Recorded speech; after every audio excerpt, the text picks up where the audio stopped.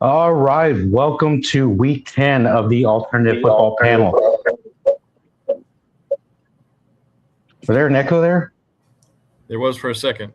It seems like it was for a second. We're good. It's all part of the just show. when I thought we were going to get a smooth intro without the weather, without the delays, without the technical difficulties. Okay, we'll start over. I am your host, XFL Mike G, and welcome to this very, very special episode of the Alternative Football Panel. As you can see, some new faces and some old faces returning on our screen here today. Over this way, is our producer, Rick 8-Bit. He's here every single week. And down there is Royce Waxenfelter, a.k.a. Viking Wax Press, a returning face, guy we haven't had on all season this year. Mike T. Bell. Mike, how's it going?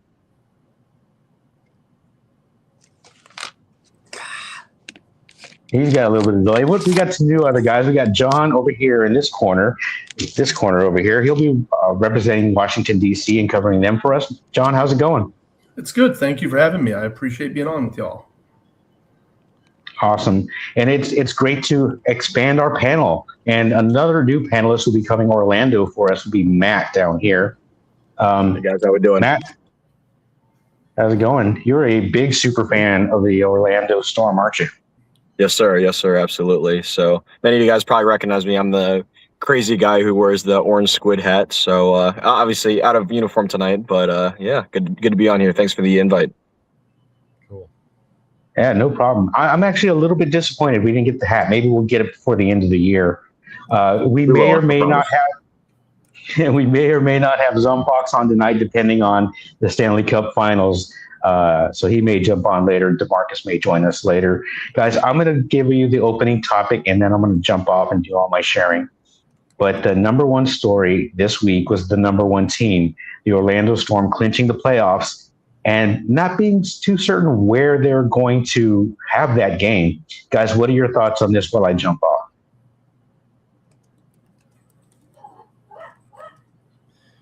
All right.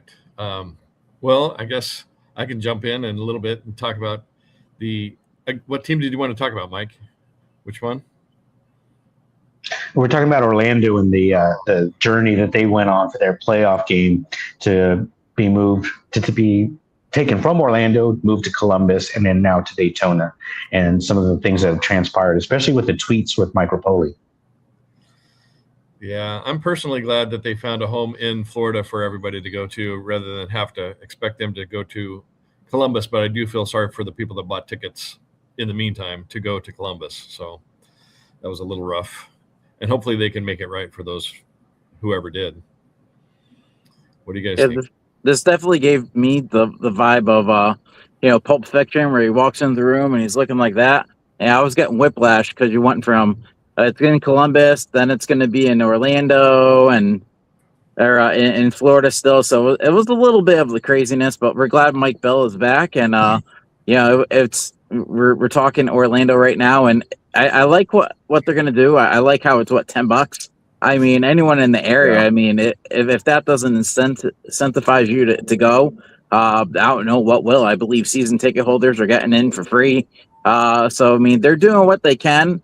So I definitely feel it's going to be a packed house. And the good part is when they had that game at Fort Bragg, they were able to experiment kind of with how a stadium setup would be. And with this being a stadium kind of similar, I think they might be able to pony off of what they did last time and make it a good, enjoyable experience on camera and in the stands. Yeah, definitely.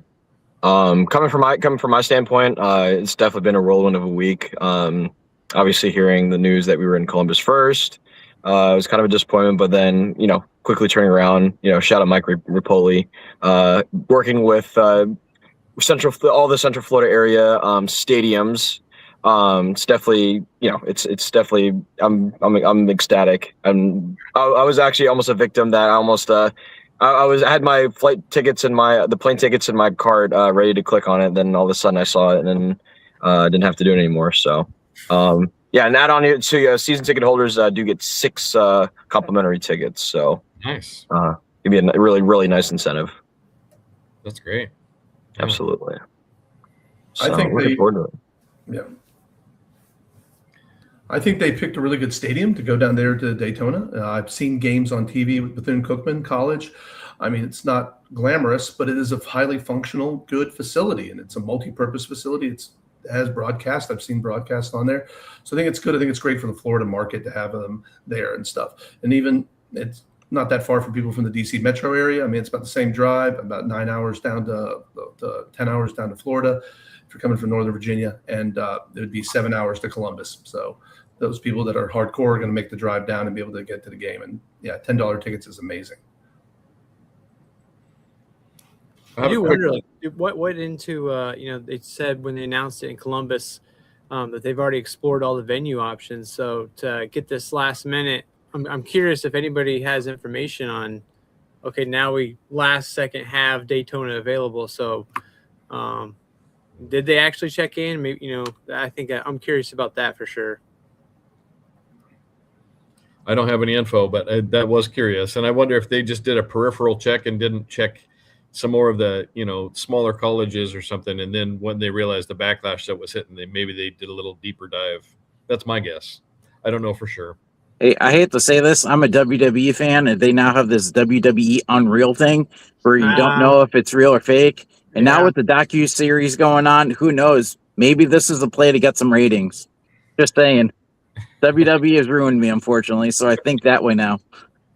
I love that. I will say that I do like the pivot from Repol. Like, he could very easily just say it is what it is, but to continue to grind and chip away at trying to make something work. Obviously this year looks messy in a lot of different ways, but his tenacity to try to keep making something work, I think, is going to bode well for the league. Yeah, looking forward to it. You're going to catch me there for sure. No, without a doubt. It's only about 30 minutes from where I live here in Central Florida, so I'm excited. I don't have to go up there. Is it supposed to rain at all? I have not checked the forecast. I think there's like a slim chance. Obviously, we're getting to the time of year here in Florida where it rains any given time of the day. But yeah, I'm rain or shine, I'm going to be there. Nice. Matt, have you ever been to that stadium? And can you tell us if you have, like, how that like area is, how that field is, or you don't know? I have not been to the stadium. I've been doing research on it. I've looked at kind of like a sky view of it. It's easy accessible to the highway. It has plenty of parking. They said I think it's 9,800 people of capacity, which is perfect for this league right here. So it's in a very favorable area for sure. Good. So yeah, looking forward to it. Oh, Mike's not here yet, but in the interest of keeping things moving, so we're not all here for some of us way past midnight. We had a Friday night game. It was pretty exciting. St. Louis hosted the Renegades.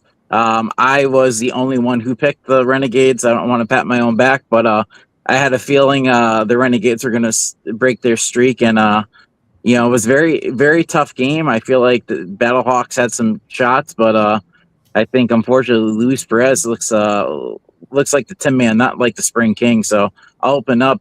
Who wants to go first with us? I'll talk a little bit about it just because I was challenged to come up with each week. I come up with, and you'll see him later, my player of the game. And boy, when I was looking at the defense, so many guys had a good game against the Battlehawks for the Renegades on defensively that it's almost like they knew that quarterback somehow and knew how to go against him.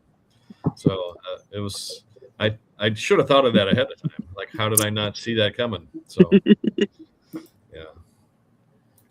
I will say we got to give Luis Perez a little bit of slack here because, he's been in the Renegades type offense, for 3 years, and to go to AJ Smith or, that offensive coordinator, I think, there's something to be said about chemistry. There's a reason why we have training camps. There's a reason why we have off seasons and stuff to get that chemistry with the wide receivers. So he's getting a lot of flack right now, but I think we should cut him a little bit of a break. He could shine in the playoffs. He is the spring king for a reason. Yeah. That's a great point. I just wish that Luke Lennon had played a little bit just to get him some film. I mean, that's what Rick Neuheisel's talked a lot about, is guys getting film and opportunity.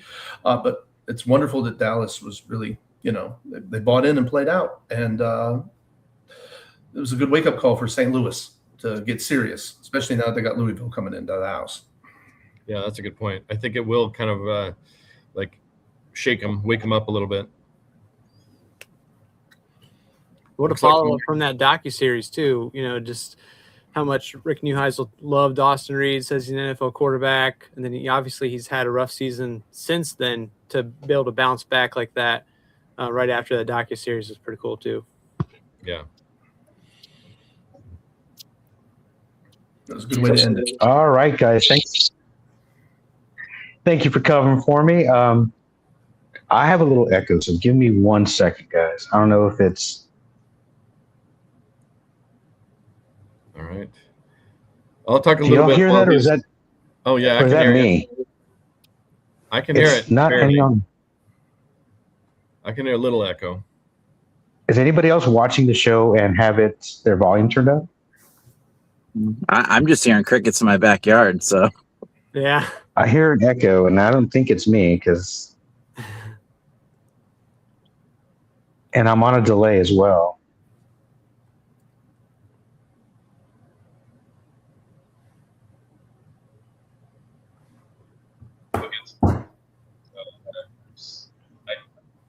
Okay. Did that fix everything? Sounds better. Yeah. I think that sounds better. I have 2 devices that are both fighting for my Bluetooth and my headset, and it's driving me nuts. Think I got it fixed? Yeah, you sound good. Yeah, you sound Okay. fun of mine.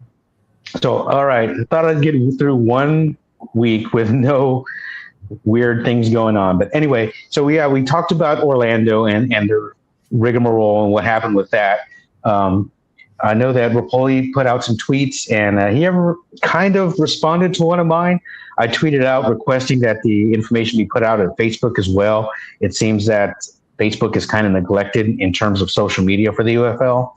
And I think that they had a lot of followers that they needed to get that information out. So they went ahead and did that, and they started doing that a little bit more. So let's go back into talking about week 9 here with our first game with Dallas at St. Louis. Guys, this is a pick that I really wanted to go to Dallas and pick them, but I didn't want Royce to stick up another 5 or 6 or what would that be, 7 now if they would have lost That that would have one? been 7 losses in a row. So I'm glad they didn't hit 7 losses in a row. That would have been bad for the Dallas community.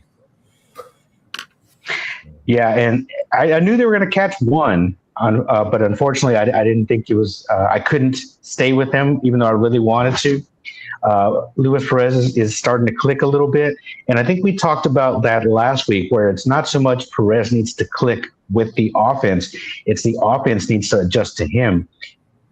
What they're doing with St. Louis is AJ is running the passing game, and Luis Perez is running the run game. So it takes a minute. Plus, they talked about in one of the broadcasts the multiple snap counts and dummy counts they had. It takes time for those guys to catch up to him. traditionally when these quarterbacks travel to different teams, they'll bring a package of plays and things that they like. And I think with St. Louis, it might have been a little bit too much instead of bringing it in incrementally. But we saw it starting to click a little bit here for Dallas towards the end of the season. What are your thoughts about St. Louis going into the playoffs after this game? Anybody can take this one. I'll go. I'm starting to. I'm not worried about them, but if you look, they struggled. They lost here. They struggled against Houston in games that, on paper, going into they should have won. So it does make it interesting. The good part is it's a home game for them, so that home crowd can definitely help. But to go out like this and against teams that you honestly could have beaten is a little bit of a head scratcher.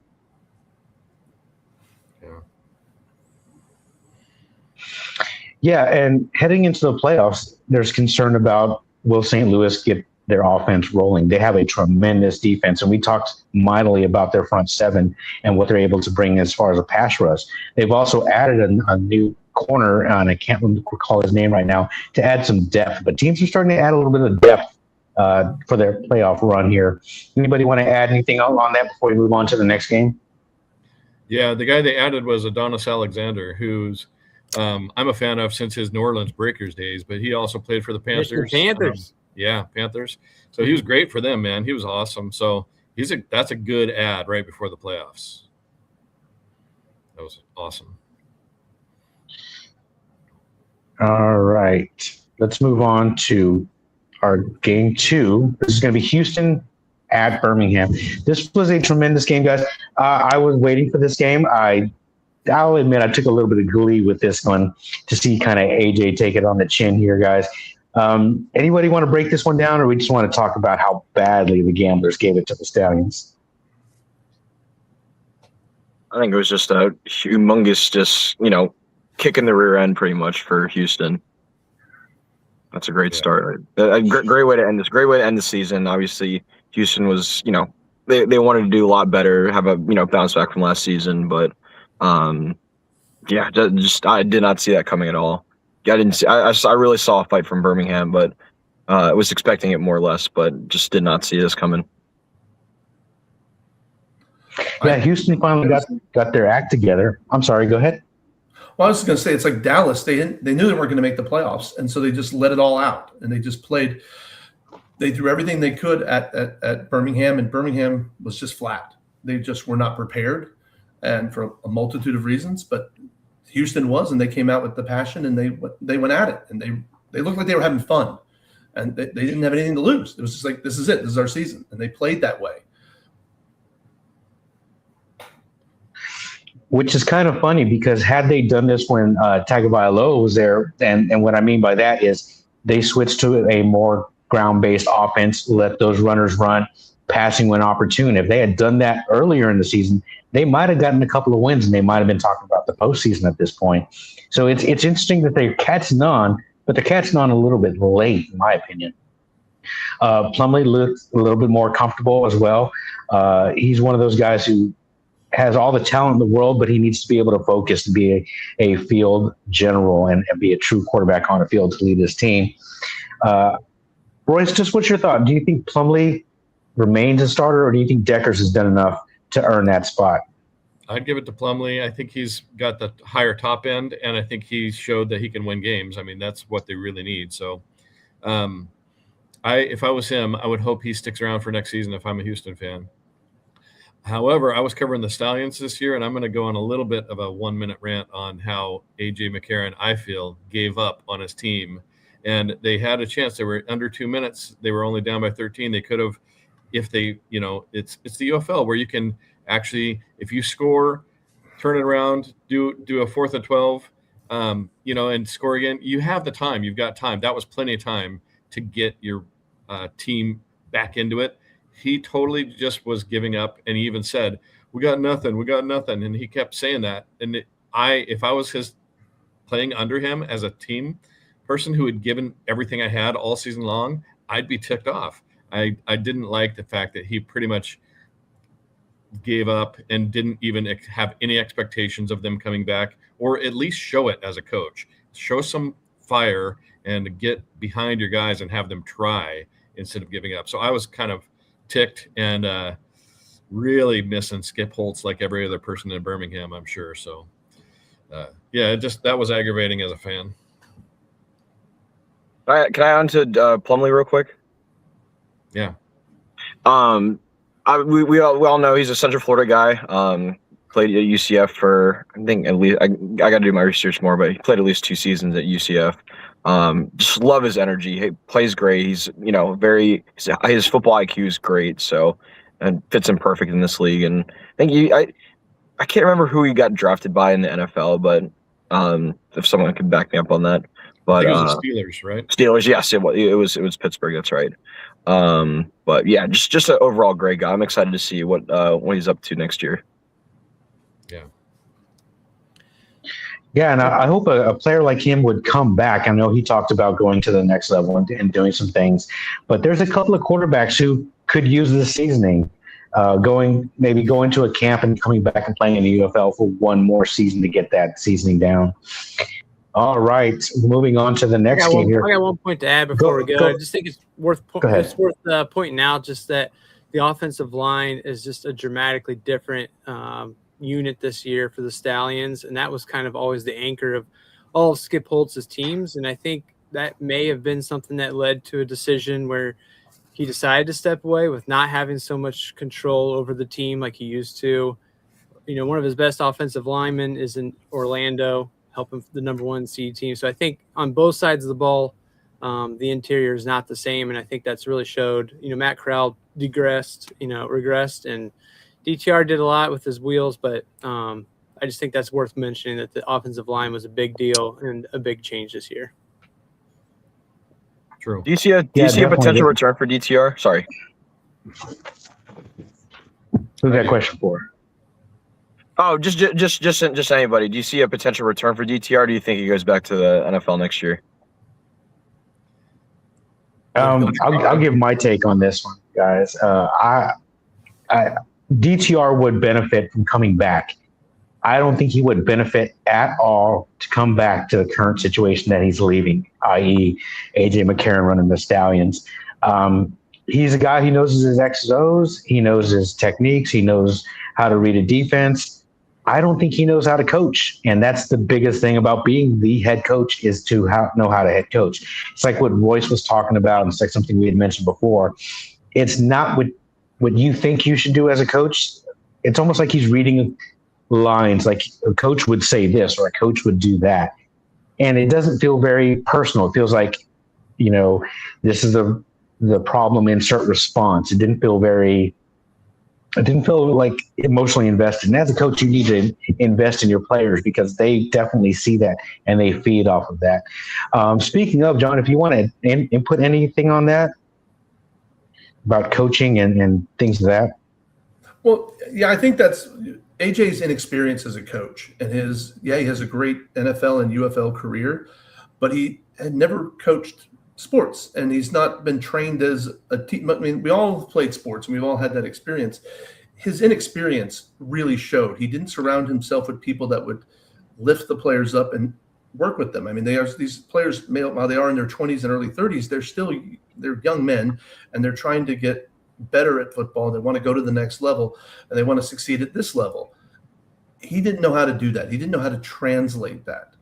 And it was glaringly obvious. And those of us who have some football knowledge could have told you this months ago when he was hired, that it was a poor hire, especially to put him in there with following a legend. And you never want to follow the legend. It skips the legend in spring football right now. And nobody's surpassed his accomplishments. And so it was a difficult decision, and it was something that he probably should have thought out more, but he went with it and did what he did. And unfortunately, the record was found wanting. Yeah, I can agree with that. And I think I wish they would have put him in as a QB coach or maybe an offensive coordinator. I don't even think he earned that yet. So I would say they should have started him as a QB coach and see how he did before they elevate him to especially all the way to head coach. So, yeah, that was a bad move. And it may kill Birmingham, the whole market, So we'll see. Yeah, that's one thing that the Stallions fans they're up in arms right now, and that's one thing that they're not talking about is where the fault lays. They're constantly blaming Rapoli for everything except for the product on the field, which was not his responsibility. I think we can all agree. I think AJ needs some experience, and there isn't a off-season coaching school for him and Ginn to go to. You got to learn on the fly. So that's where we've talked about in the past about them becoming coordinators or position coaches to move up and elevate. And in football, it doesn't work. In some sports, like baseball, maybe basketball, you can hire a former player with enough knowledge and make him a head coach. But football's a little bit different. You've got a lot of players doing a lot of different things. All right, let's move on to the last game here. The next game, Orlando and DC. This is one of the games that I think the score kind of belies how much Orlando could have really taken it to DC, and they kind of left them in this game. We've got Rick and John. Let's start with John. John, what are your impressions on DC in this game? Well, I'm going to give Orlando credit that they play good football and they don't make mistakes. DC makes mistakes, and Orlando takes advantage of that. And that's their 4-game losing streak is because they've made turnovers and they've made mistakes and they've had special teams issues, as we saw on Sunday. And that's why they're in the position they're in. Now, part of it is they don't have their starting great quarterback, but that's one person, and they have the entire team, and they have not been successful. And I hate to say that as a fan. That's been very frustrating to see that they make mistakes. Now, they did some things good, but they made enough things wrong that a very good, well-coached team in Orlando took advantage of that. Anthony Beck wins ball games. I mean, he may be conservative, but he wins with that and does a great job. And Shannon Harris does a good job, though I will say his time management at the end of the game was surprising to me, but we can get into that later.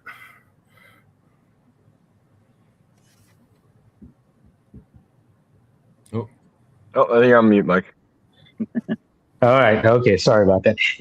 Talking about that coaching and some kind of funky play into the game situations. That one was a bit shocking as well. Just like AJ in the previous game that we had talked about. The time management's a little bit different in the UFL than it is in, say, in college or even the NFL, with a different style play clock. And that's one thing that these guys need to get used to. But I was kind of interested, kind of intrigued when Harris that route with it. But I do think, as going back to Orlando and we were talking about before, it feels like some teams, when they assembled their team, they just went, oh, he's the most talented guy, biggest, tallest, fastest, I'll take him. Whereas Beck looked for football players who may not have that uber talent, and he molded them into a team. Yes, you've got your talented players and you'll take advantage of them, but you need a core around them of talented players. And I think Beck has done a wonderful job with that. They're kind of new, a little bit of experience. So he kind of kept the wraps on, kind of kept them conservative all year. In the first half of this game, he kind of let it go a little bit and then kind of reined it back in, allowing DC to get back in there. But Beck has done a marvelous job with assembling this roster and coaching it like a real coach needs to.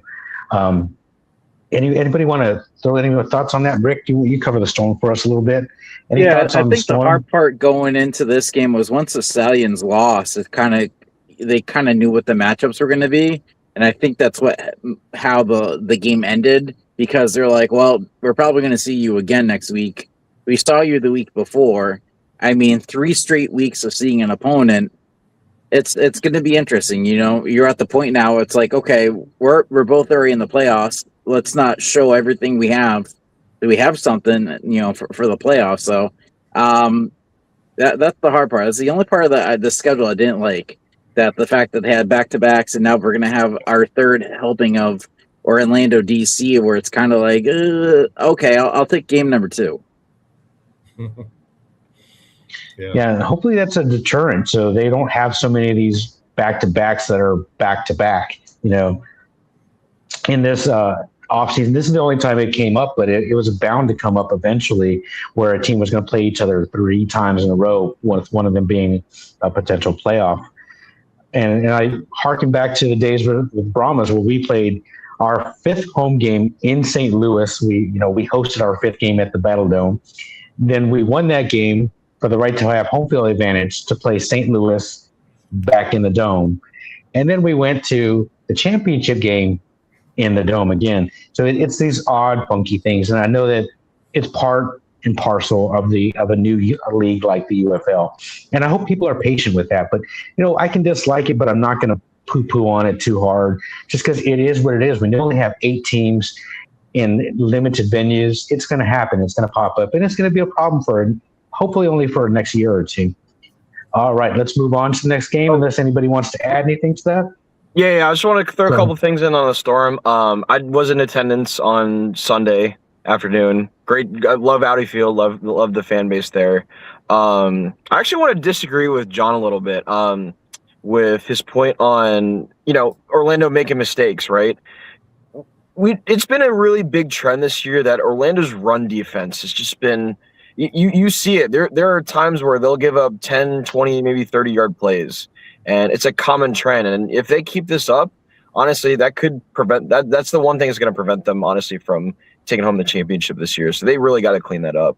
On the other hand, though, they're off. I mean, Jack Plummer had 2 70+ or 60, 70-yard touchdown plays over the weekend. It was awesome to watch as a fan, just being there. So yeah, lots of good stuff. I love the environment. Hoping that that Orlando gets to make it to that stage. I'll be hopefully back there and again in a week and a half at Audi Field. Yeah, I definitely see them playing again. But we'll get into picks and all that kind of stuff later. All right. If anybody else wants to add anything in, or are we ready to move on to Louisville and Columbus? Let's move on. Let's go with Mike T. Bell. He's kind of in that area. He covered Michigan, so we're going to have him talk about Ohio for a little bit here. Mike, what are your thoughts and impressions on this game here?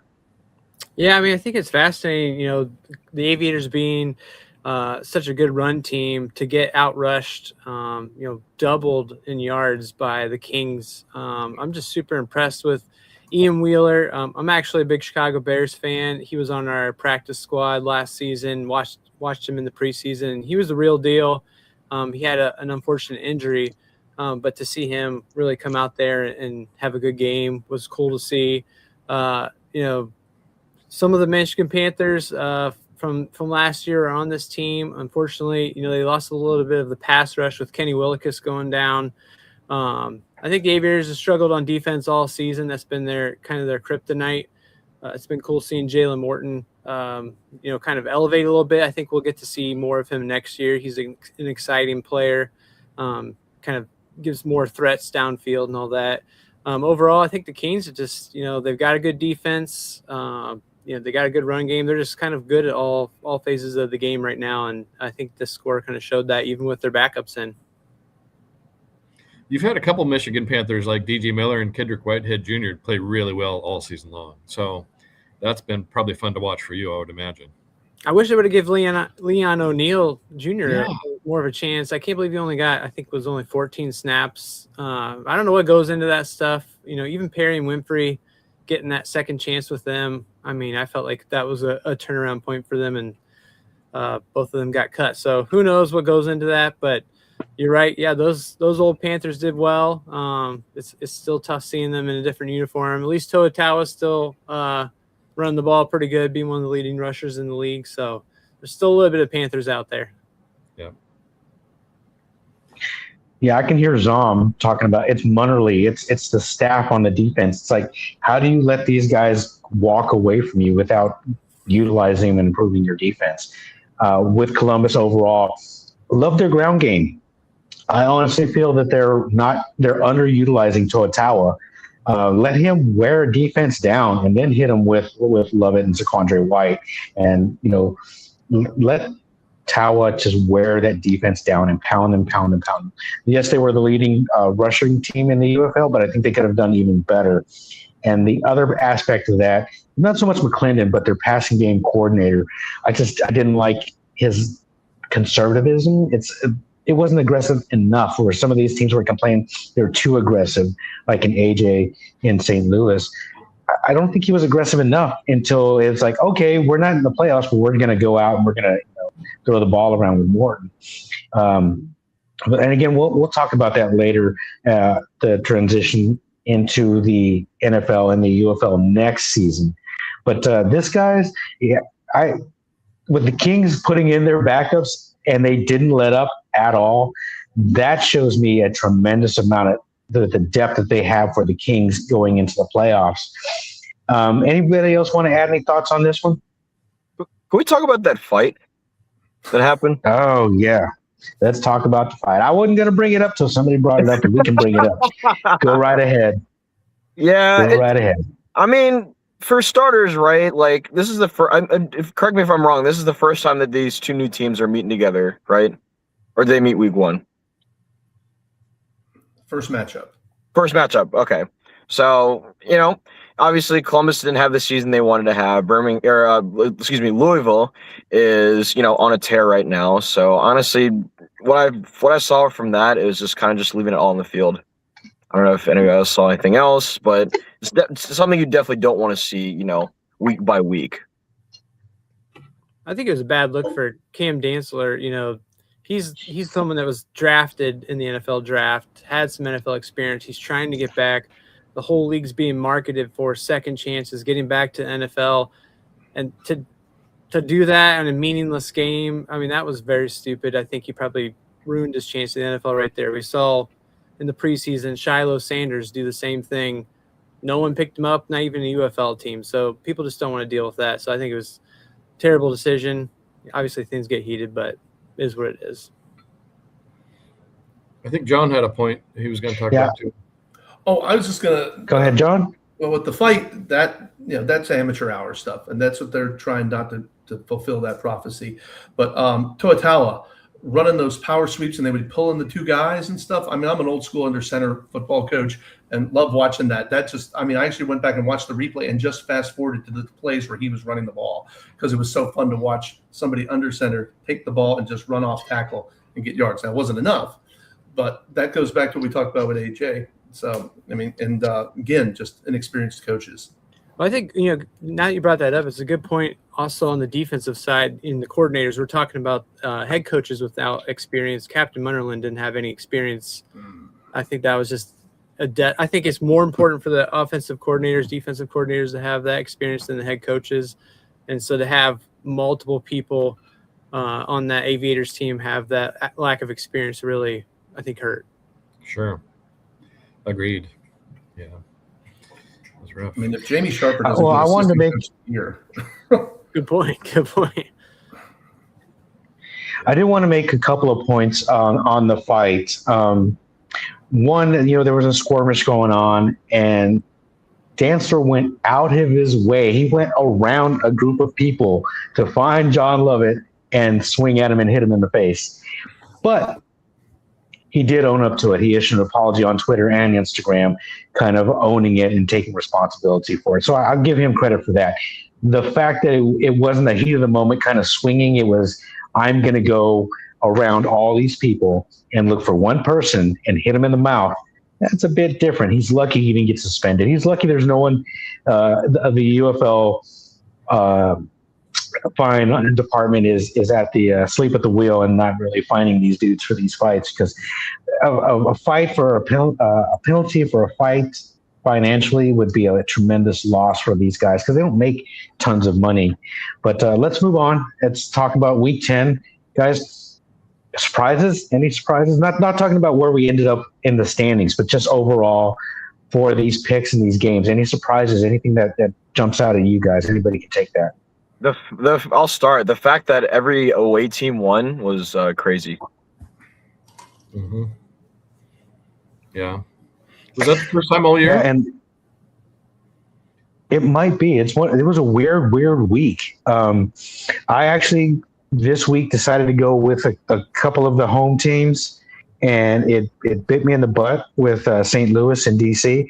I should have gone with the Renegades, and I'll regret it. And I had Royce in my head, and he psyched me out of it.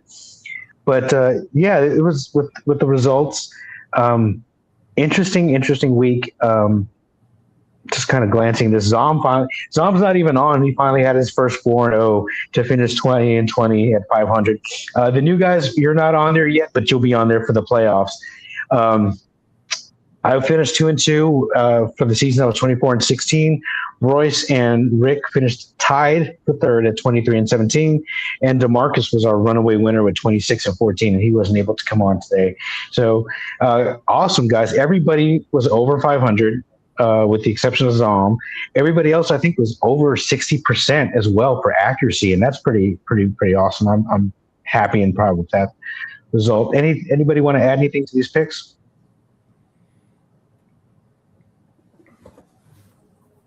Nope. All right, let's roll on to the Week 10 power rankings, guys. Orlando, no surprise at the top. The surprise that I was looking forward to, I thought I would see the Kings a little bit higher, so I'm kind of surprised that St. Louis is up there. Louisville at 3, Birmingham in 4. How did that happen? Was this week or this is last week's? Rick? This is last week's because we're still recapping. Yeah. Okay. So I'm ready to actually move on to see this one because I haven't seen them yet. I peeked at the results. Guys, if you're not familiar, what we do is we submit these blind via email, and that way we can't influence each other. We kind of go with what we feel like where the team should be. We all have our different criteria. Some are more weighted to what just happened last week, and some are more weighted to overall, and we all have our varying degrees with that. But let's move on to Royce's stamp of approval. This is something we look forward to every week, where Royce picks his MVPs for each game. Take it away, Royce. Okay, and I did talk a little bit earlier about how the Renegades defense kind of sniffed out the game plan because they knew the quarterback really well. DeMarcus Mitchell had a couple tackles. Well, he had 3 tackles and 2 sacks, so he got to Luis Perez twice. So I think he kind of knew, hey, in this situation, he's going to run this direction, and I'm going to, nab him. So it was kind of cool to see, even though I cover the Battlehawks, I like the Battlehawks. I kind of wanted them to win for Dallas's sake, for the sake of the Renegades fans. I was glad to see them get that win at the end, and their defense really was the thing that did it. And they stuck to the run game for the first time in a long time too. So it was just a cool thing. DeMarcus Mitchell is ex-Showboat, so having covered the Showboats in the past, I like to see him get some sacks in there. Now for the Gamblers, man, their run game was strong. They had a few good runners, and Marcus Major was no slouch either. He had, I believe, 2 TDs, 80 yards, if I remember right. I had everything written down, and then I left it in the other room, so I'll just kind of wing it. But he had a great game for them, and they just really thoroughly won that game in every aspect. So but to see their run game get going and be strong and steady was a win for them that I think they can stick to that next year if they have a similar makeup on the roster, and they should go more run heavy. And then I'm trying to think of what game was. Oh, man, Cam Kemper. They had a few good guys, but Cam Kemper was one of them who had a super long touchdown grab. And I know that Zom Fox has always given Orlando crap about having the yak merchant, Jack Plummer, and have guys get yards after catch.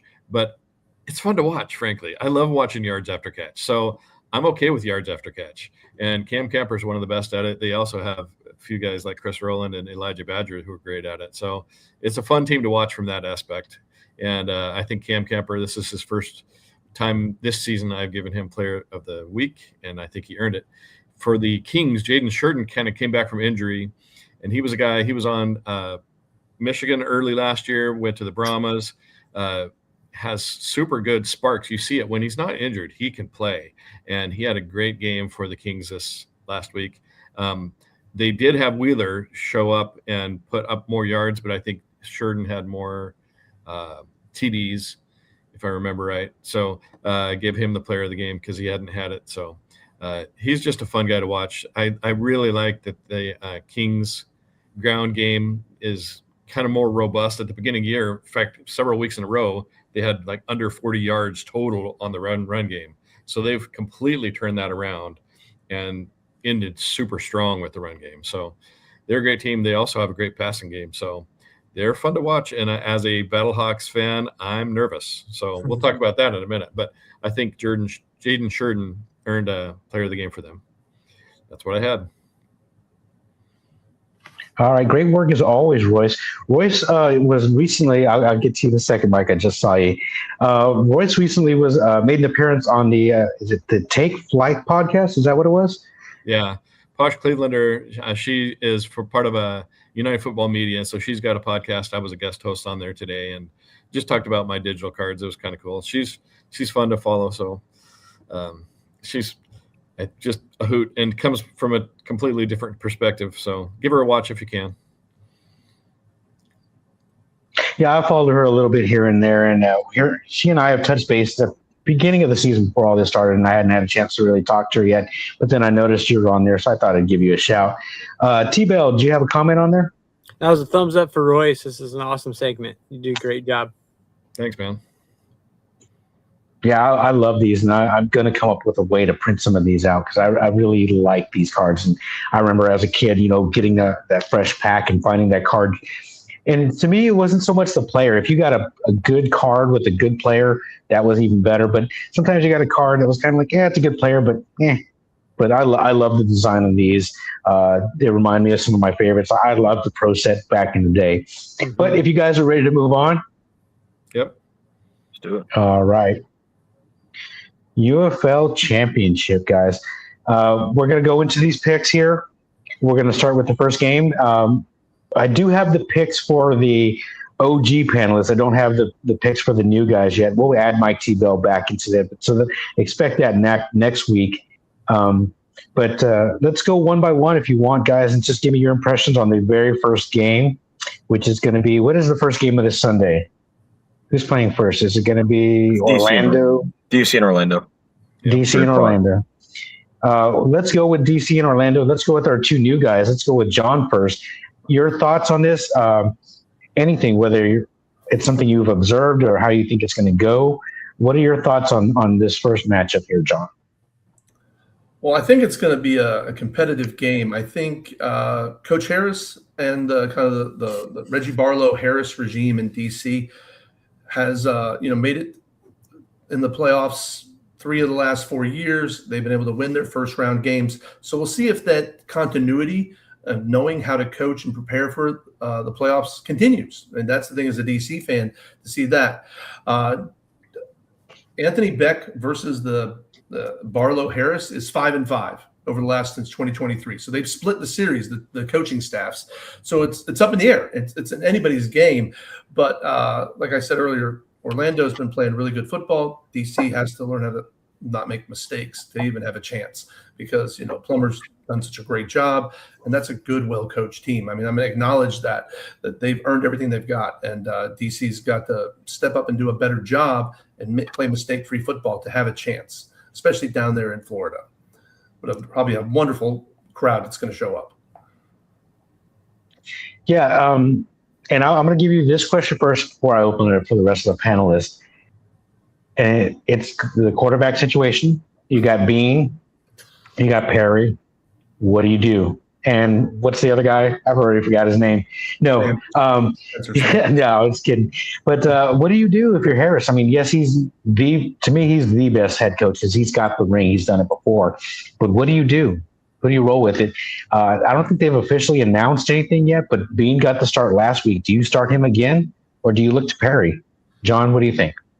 I think they're going to go with Bean because if they can coach him up to, set his feet and throw properly and not underthrow and to just run, don't throw the ball. Like after he threw those 2 interceptions, he just started running and got over 116 yards rushing. If Tice can sit down with him and Harris will be like, listen, just run. If all else, run. Don't throw, run. You can at least get 5, 6, 7 yards and don't slide. It's time to just go straight ahead, man. Give up your life. You gotta live that down. Just run straight ahead, take the hit, and man up. Yep. Agreed. Definitely, for sure. Anybody else want to jump in here? Rick, you covered the storm for us a little bit. What are your thoughts on this game? I feel like with the stadium change to now, it's going to be a lot easier. That I think you're going to have a packed stands of orange. I think this might be the most attendance they have this year. So I definitely feel like that's going to help them. The hard part is, like I said, they've seen each other for the past 2 weeks. So who can do something different that they haven't seen? I think DC might have that advantage because they haven't clicked yet, while Orlando has, for 2 weeks in a row. But the hard part is with this. I mean, if you look, Orlando's really kept it together in these past 2 games. Where if you look on the bottom, DC actually scored more last week and kind of kept Orlando in check. So. I think of this way. I'm an NFL guy. I think of back when the Titans played the Jaguars. Most times an NFL team can't and beat a team for the 3rd time. Now we'll finally see in the UFL if that's true as well. Yeah, I think the real thing comes down to the QB talent at DC just isn't at the same level, and I think that it's just going to be Orlando being sharper right when they need to be. That's my take.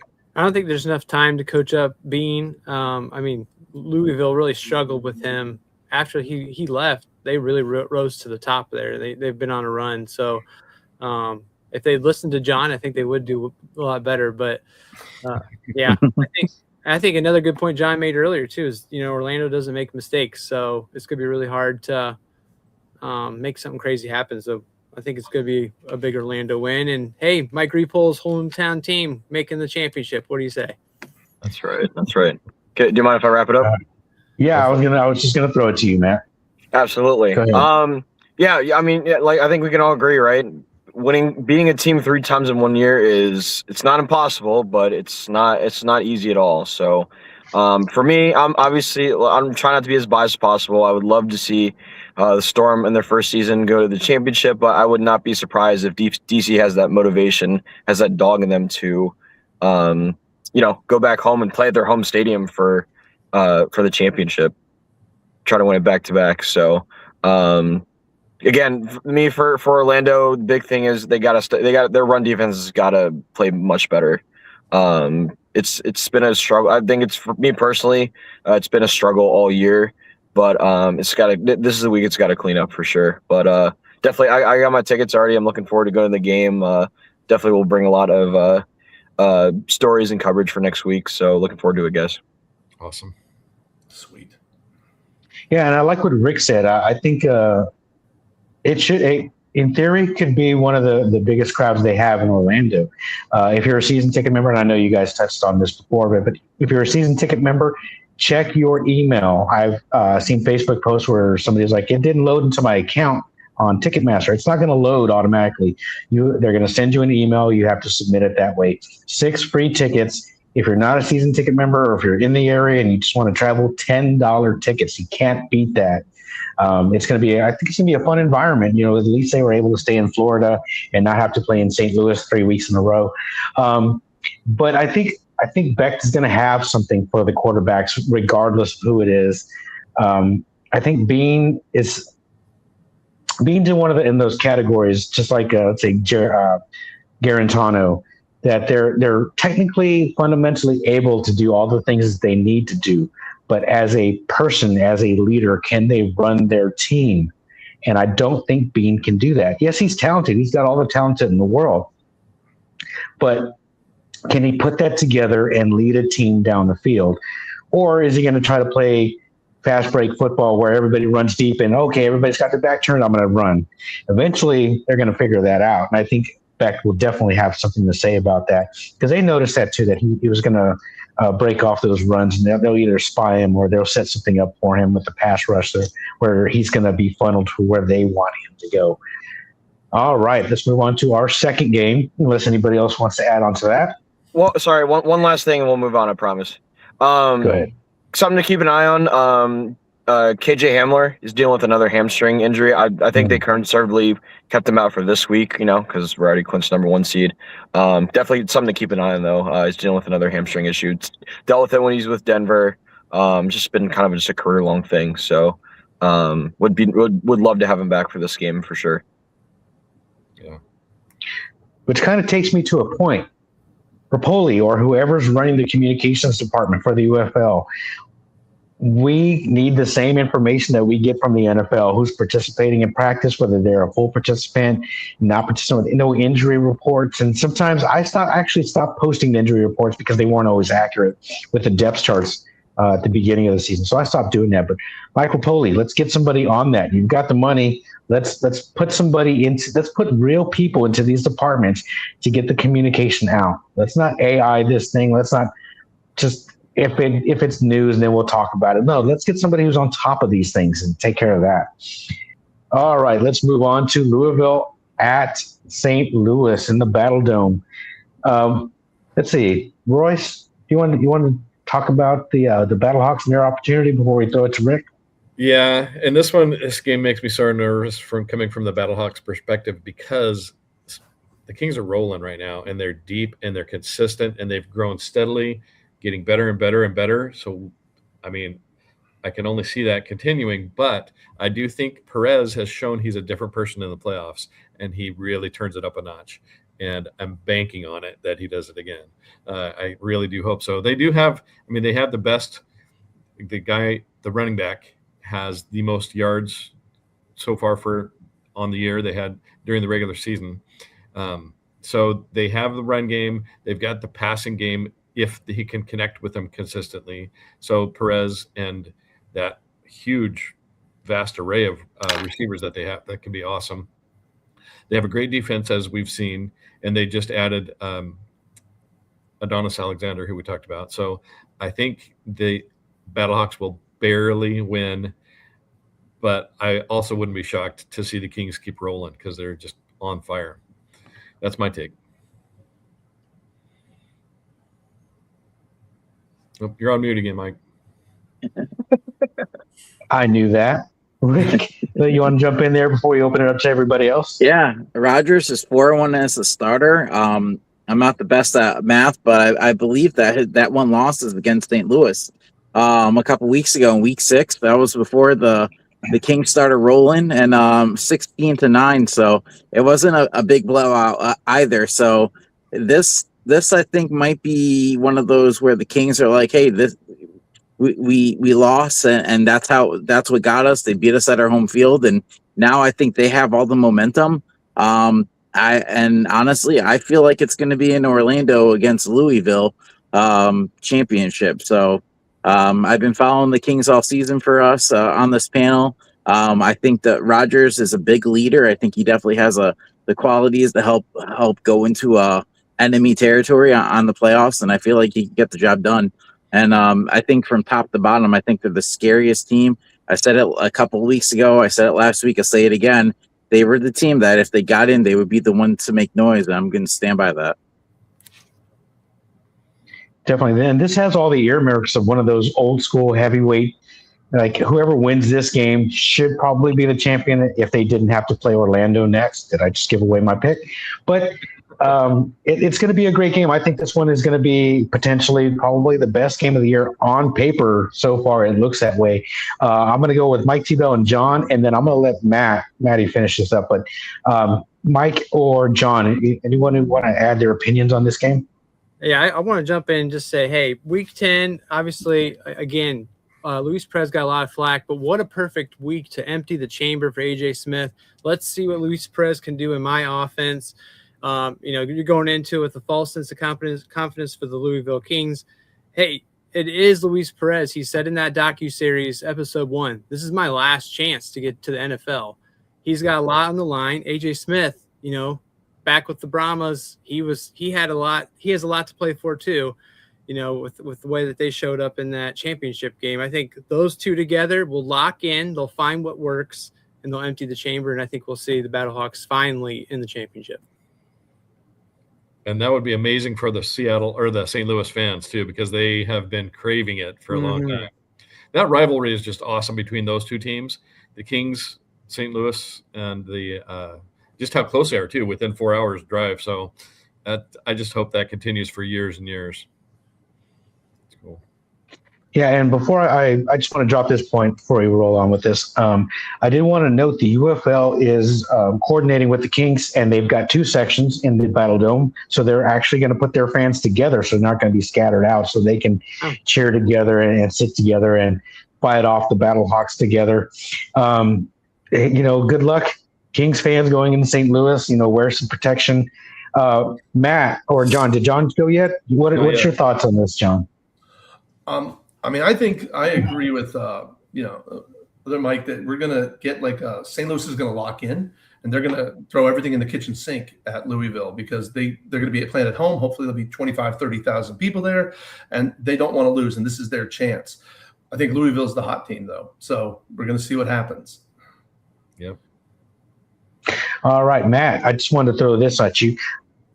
Being a fan of a new franchise, what does a victory like this mean for Orlando in the first game or for the Kings in this game? If the new teams are winning and advancing to the championship game, what does that feel like for a new fan? I mean, for a new fan, right? So being able to knock out, two of the OG teams, one of the two OG teams, St. Louis and DC, dating back to the old XFL, right? It's a statement win. It's a statement at that point.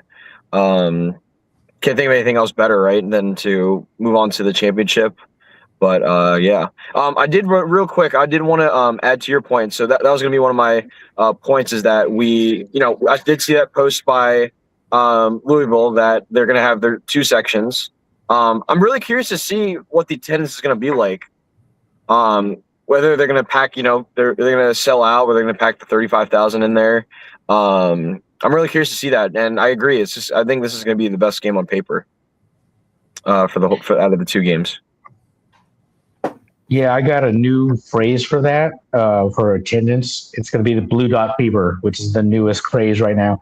It's not looking good at all for attendance in St. Louis. I don't know what else is going on that weekend, and I haven't looked at it recently. I looked at it earlier with Ticketmaster, and it shows the different color shades of blue for availability.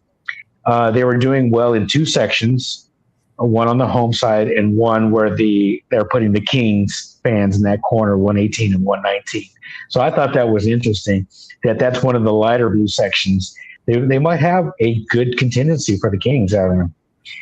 All right, moving on to the power rankings, guys. This is one I was excited about. I think I know how it's going to go, but you never know until you know. So it'll be interesting, and I've been looking back at the season and how these teams have elevated or descended throughout the season. So let's roll up. If we pull that up already.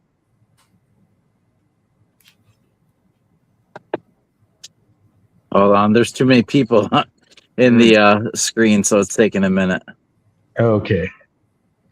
So, yeah, we've all submitted our power rankings, and we'll get the new guys into the power rankings here because I think the more voices we have and the more diverse opinions from different parts of the country that we have, they give us a better picture, and that's part of the reason why we wanted to put the panel together. We've got East Coast represented. We've got me and DeMarcus in Texas, and we've got Royce out on the West Coast. So we're bringing a lot of different opinions and football experiences and history together. That's one of the things that's exciting about this panel. Even though we're headed towards the end of the season, I'm still very excited about the things that we can do in the off season and to complete this UFL season and give it the best coverage that we can do. All right. Well, while we're getting that pulled up, can I go back to St. Louis real quick and Sure. kind of dive into why the attendance issue, why the attendance is such a big issue this year? Go for it. Oh, I kind of just want. I'll open up to the. I'm just curious. Just opening up to the floor. That's a great question. I mean, it has dwindled. It's still the best in the league, and as long as it is, I think they're okay. But I do think it's a bummer. I wonder if people are just getting burned out on not getting deeper in the playoffs. And so I think if they do again, I think we'll see it start ramping up again next year. So I think it's going to be critical for them to take this game. I don't know if they will, but if they do, man, I think you'll see just tons of fans start showing up again if they can prove that they're championship worthy. That's my take. I'll give you a little bit of a hot take. No, go ahead. Oh, I was going to say, I think it's like Orlando and Louisville and Columbus, they had great attendance because they're the new thing. St. Louis is 4 years old. And some of that, I think, is that new shininess of spring football has worn off. And so people can be like, well, I'm going to go watch it from home and not have to go and deal with downtown traffic and parking and everything. And so, I mean, if they were winning more, then maybe there would be more people. I mean, they're still winning and they're in the playoffs, but 8-2 last year in the regular season is a lot different than 6-4 this year. Mm-hmm. Yeah, and if I hear one Battlehawks fan complain about marketing, you're done.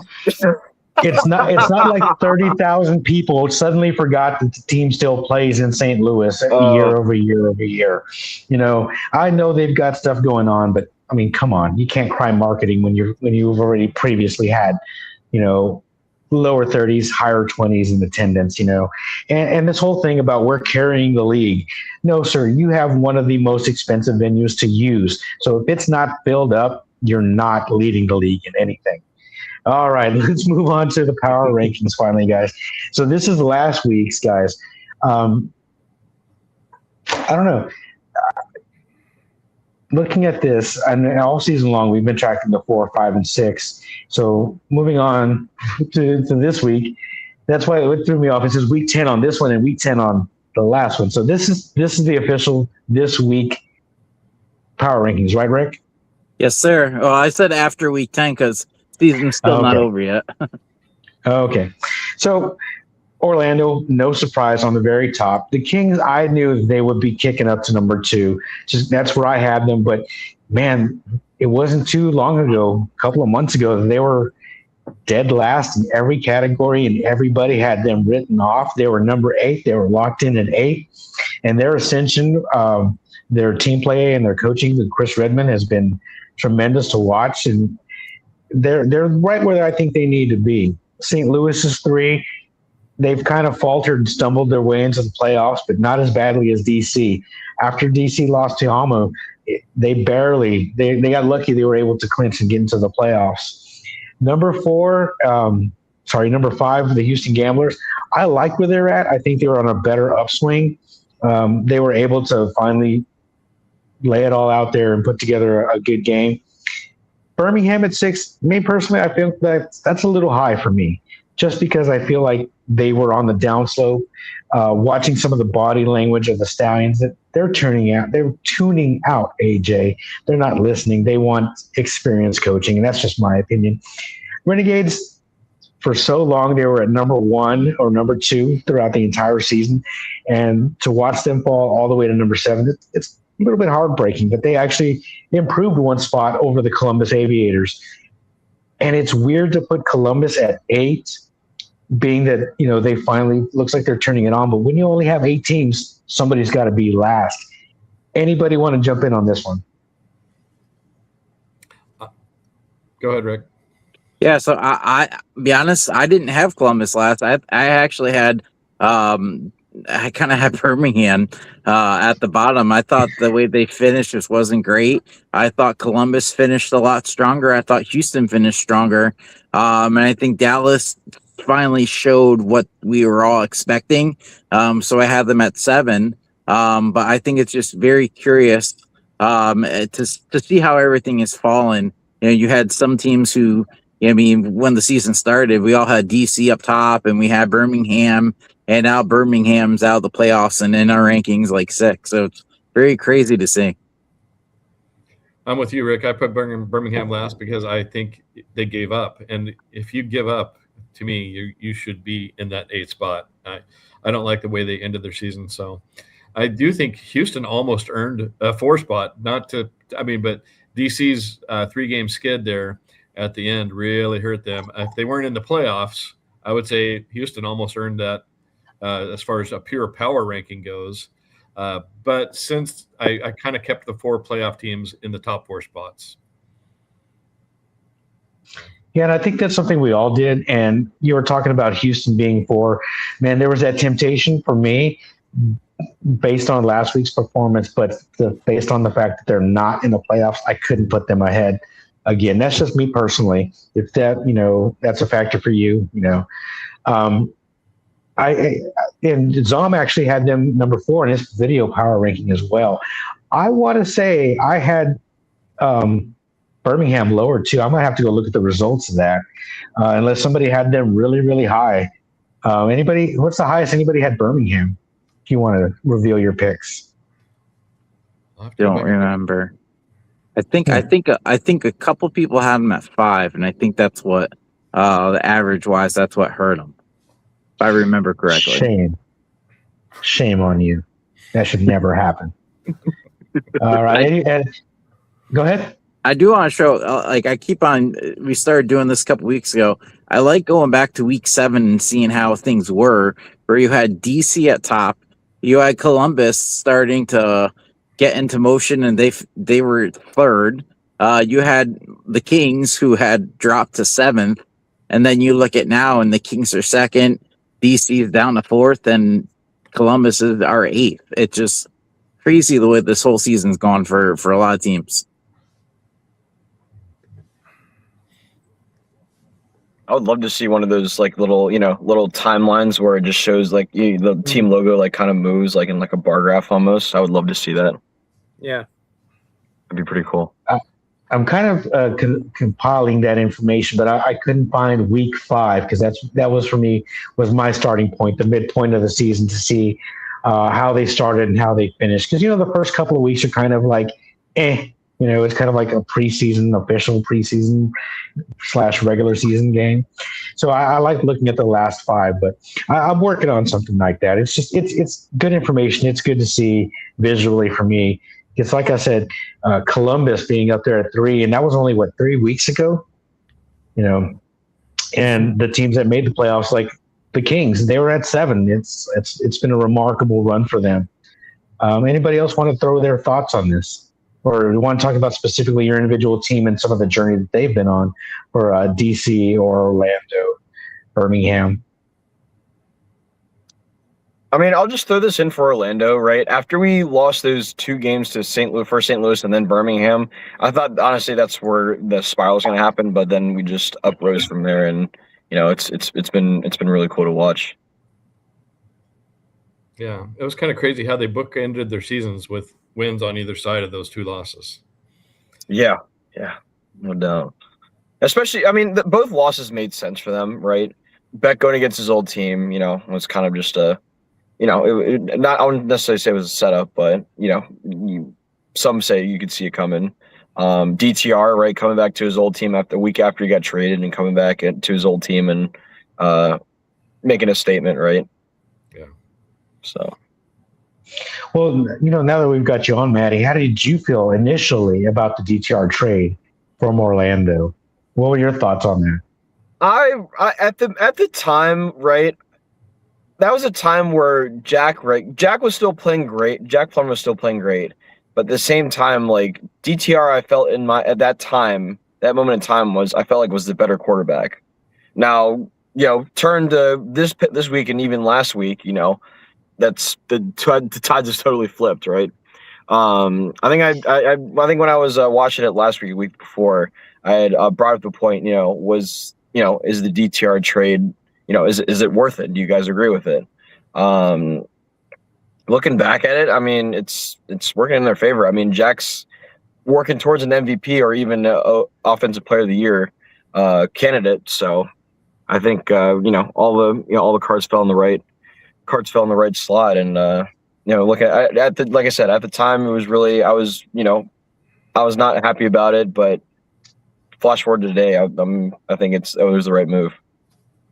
You guys got Bledsoe out of the deal too, so that was huge. We did, exactly, and we got a key part for our defense. So, and kudos to the Storm organization getting Plummer and DTR, where some of these teams were still struggling to find a suitable starter, and the fact they were able to get 2 of them and turn that into an asset, kudos to them. We didn't talk about it too much with the Kings trade, but I think the trade of Jason Bean to DC was addition by subtraction. It allowed Rodgers to flourish and kind of take over the team and kind of right the ship, getting it and going in one direction, where Bean still needs a ton of experience. And they also benefited getting Mike DeLillo out of it, who I think is a better number 2 than whatever they have left in DC, with the possible exception of Perry. but that he was kind of new and coming in. But I think that the Kings absolutely fleeced DC on that trade. The Week 10 results, I think we already ran through those. So if we could pull up the playoff picks, that's what I'm excited about. I know it might take some time to pull up, but I don't think we need to relive that embarrassment anymore. All right, the playoff picks, and we don't have the new guys on there yet. We're working on that. Of course, we're waiting for Zom's video, but I'm pretty sure I know who he's going to pick, but I didn't want to assume anything and fill that in. Every single one of us took Orlando over DC. No one is giving anybody any hope to DC. John, not to put you on the spot, but who's your pick? Well, I'm going to be a homer because I'm going to go with DC to pull the upset. But the reason why I'm saying that is because I'm going to trust Shannon Harris and the coaches that they have something that they've planned, that they've thought this out, that once Jordan Ta'amu got injured, they knew that they were going to ride that 5-game win streak, try to win some games. Every game's been close. They've offensively outgained their opponents over these last 4 weeks, but they've made mistakes. Now, whether they can stop making the mistakes, I know I keep going back to it, but that's what has cost them. And they've played good teams. Louisville and Orlando are good teams. You can't make mistakes to good teams. And they've been signing a lot of guys this past 2 weeks, bringing in the old gangs coming back. And they wouldn't come back if they didn't know something. If Shannon didn't say, "Hey, this is the plan. Come jump on the gravy train. Let's repeat, boys." So I'm gonna go with DC, but I wouldn't be surprised if they lost. But I'll emotionally go with my hometown, but intellectually I can see Orlando being so well coached and just they're moving and grooving too. So I mean, it's going to be whoever makes the least amount of mistakes wins this ball game. I think you do bring up a good point with the playoff experience that they have, because they were in the championship. They won the championship last year. They know how to do it. That might be the advantage they need. I mean, just one thing. This is kind of the curse they had. They got their championship rings and they haven't won a game since. Ooh. I mean, it's just like you curse them. And I'm like, I'm superstitious. So I'm like, oh, they celebrated too early. Yeah, that's unfortunate. It's like, do that at the beginning of the season. Don't worry about it in the middle of the season. But they are the champs until somebody knocks them out. So I think I used a little bit of that last week. But Becton and that Orlando team is just too strong for me. Maddie, obviously, I think I know who you're going to pick. Well, what are your impressions on that game coming in? Yeah, definitely. So we all talked about it, right? Third meeting in a row, right? It would be different if we had met week 2, week 6, whatever. But 3 times in a row, this is definitely not. I mean, these teams it's going to be a dogfight for both these teams. Right. I think now that we've got kind of the stadium situation under control, now it's going to be a little bit better. I almost want to say, you guys picking Orlando, is this kind of an announcer's jinx almost, like a bias? But nonetheless, I would not be surprised. I'm gonna go with my Orlando Storm. However, I would not be shocked if DC would win. DC wins on Sunday.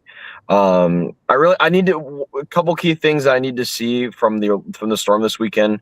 Jayshon Corbin needs to have an outstanding game. By the way, I'm excited to really see Deuce Vaughn and what he brings to the run game as well.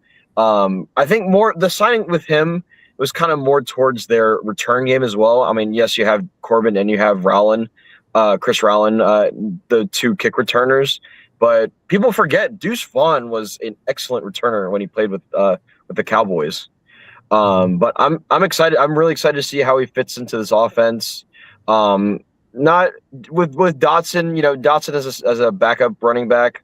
I think that's really why they went with bringing in Deuce Vaughn. And then I've brought it up multiple times already. The Storm's run defense needs to step up if they're gonna really win this game. Not just this week, but going forward to if they make it to next Saturday. So that's kind of my 2 cents on it. But yeah, just like I said, looking forward to a great both games. I'm looking forward to it this weekend. Hey, John, knowing that, would you stick to your running game and just start pounding it every time until they can prove that they can stop it if you were DC's coach? Oh, I would. I think that's probably the plan, as they're going to just kind of hopefully run the ball with the 3-headed monster of the running backs, Bean's legs, and hopefully that opens up Ty Scott and Cornell Powell to catch something deep and just, lull the secondary to sleep. Now, that's easier said than done. So, yeah, I mean, I think that they're going to simplify and just kind of ground and pound. Briley Moore's back. His wife had the baby. He got to come back from maternity leave. He can block off the edge. They just got Gunnar Britton back signed, who was a key part of that offensive line last year. So I think that's the plan. I think they're saying what they're going to do by who they're bringing back. Yep. And that's one question that I had, minus the quarterback. Is the run game for DC and their defense enough to get the job done this week? And we'll see. And the reason why I removed Bean as a factor is because we don't know what we're going to get with him. He could have a hot night throwing the ball. He could have another hot night running the ball. Or he could just hold in himself and say, hey, we're throwing the ball too much. Let's run the ball. Now, given DC's got 3 tremendous backs, I wouldn't blame him if he did that. But I don't know enough. He's the biggest question mark for me as far as this game goes. But let's talk about Louisville and St. Louis.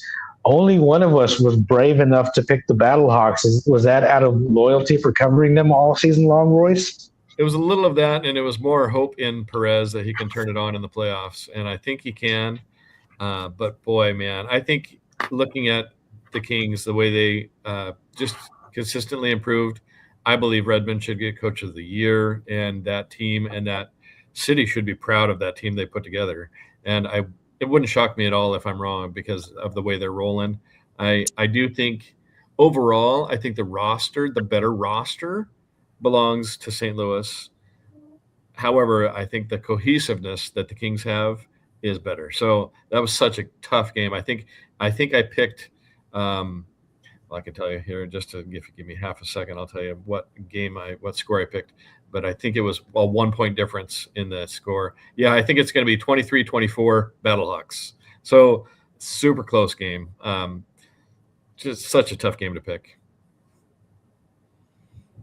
Yeah, it's going to be a tough one. Like the Kings for me was a little bit. I think I let my emotions sway that one. They've had a tremendous run, and I kind of don't like Seattle. St. Louis, just a little bit of bad taste in my mouth being a Brahmas fan.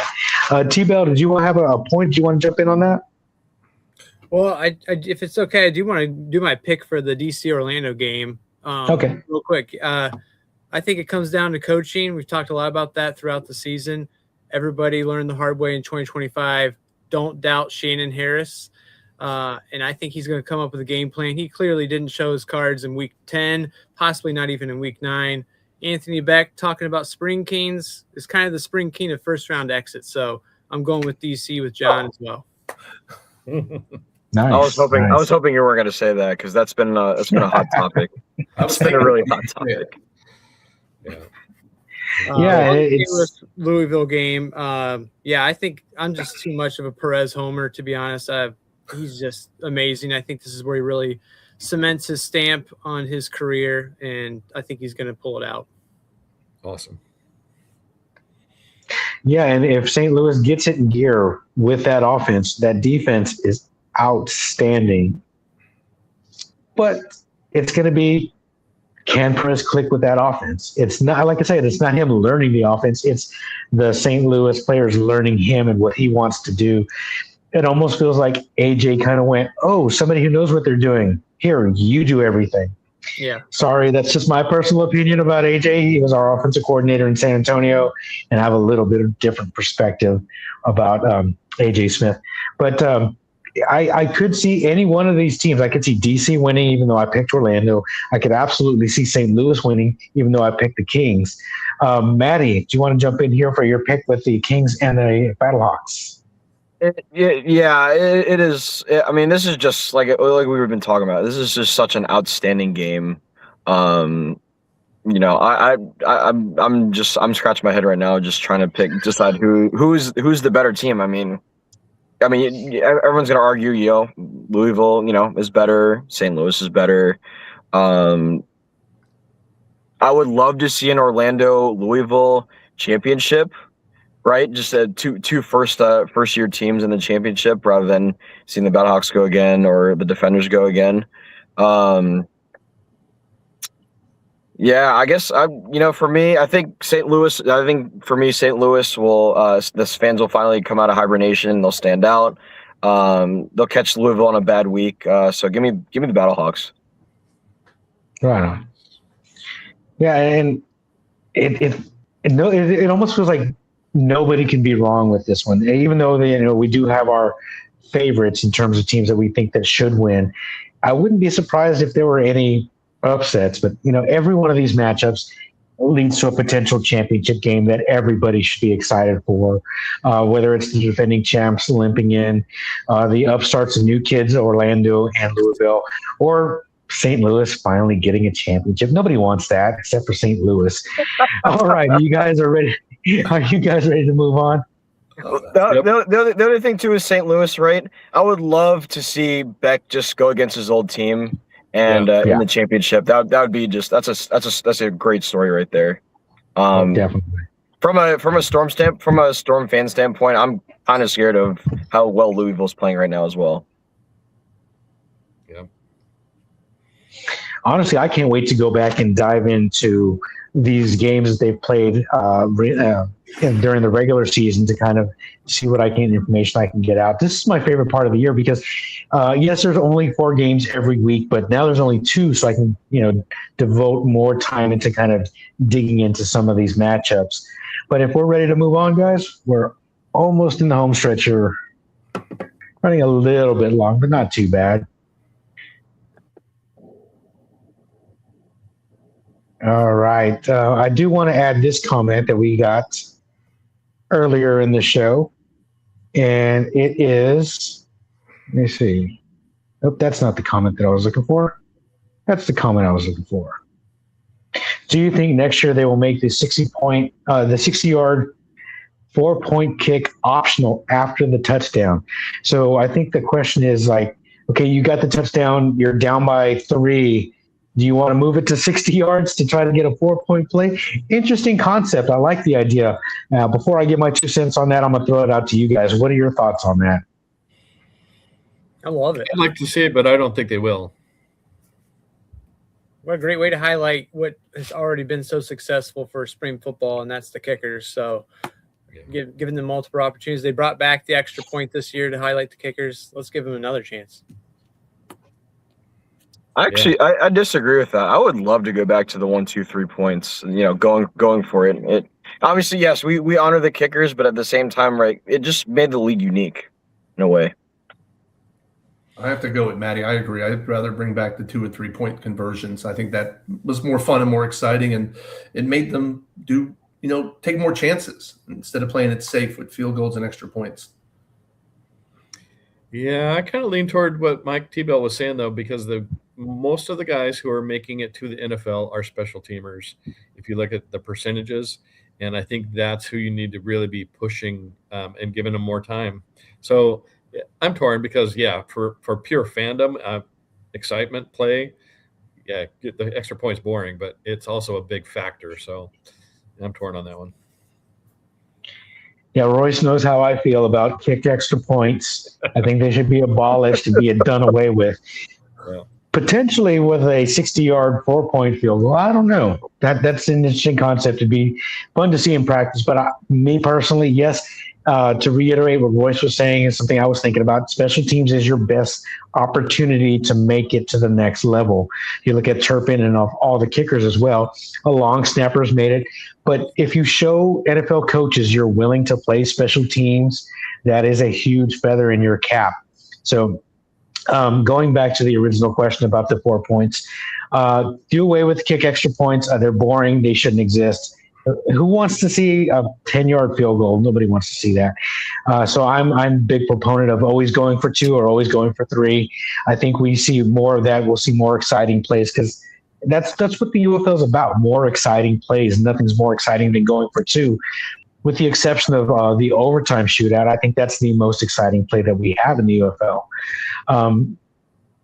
The only other thing that I would add to that is if you score not a touchdown, but if you block a kick or if you intercept or return a fumble, that's an extra point. To me, that should be 4 points. I would love to see that.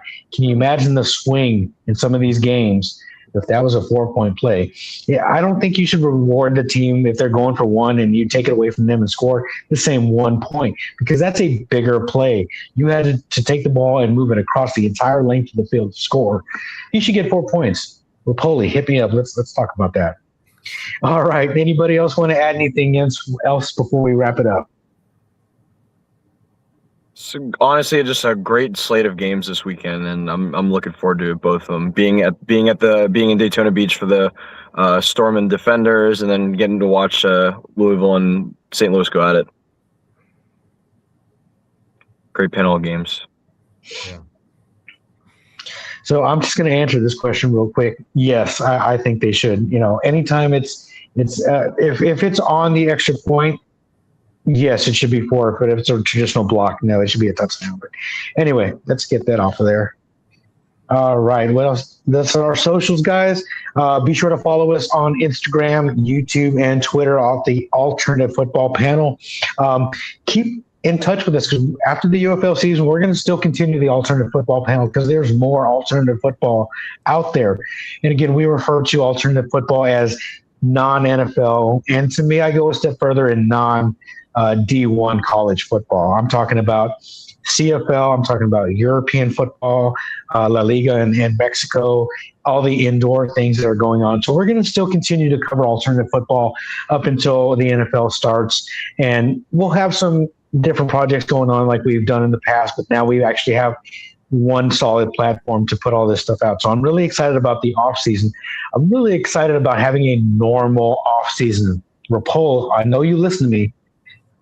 Normal off season. Let's move forward. Let's not do anything crazy and start moving teams. Let's not do any of that fun stuff.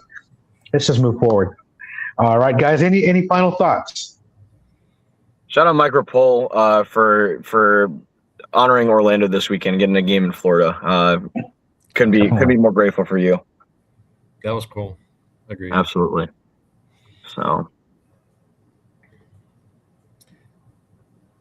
All right, guys. Tremendous show, and it was a little bit glitchy there at the beginning, and it's new that we're adding people and we're getting used to working with each other. I think we did a great job. Another great episode. We're still learning. This is the Alternative Football Panel. Thank you for watching. Rick, if you're ready to send us out, guys, let's just keep talking until this goes out. Cool. But I am definitely excited for any one of these potential matchups. I want Orlando and the Kings to get in there and face each other, even though I'm old school XFL and wouldn't mind an old school XFL matchup. I like the trophy too, by the way. Yeah, it's a great trophy. Trophy is cool. Yeah,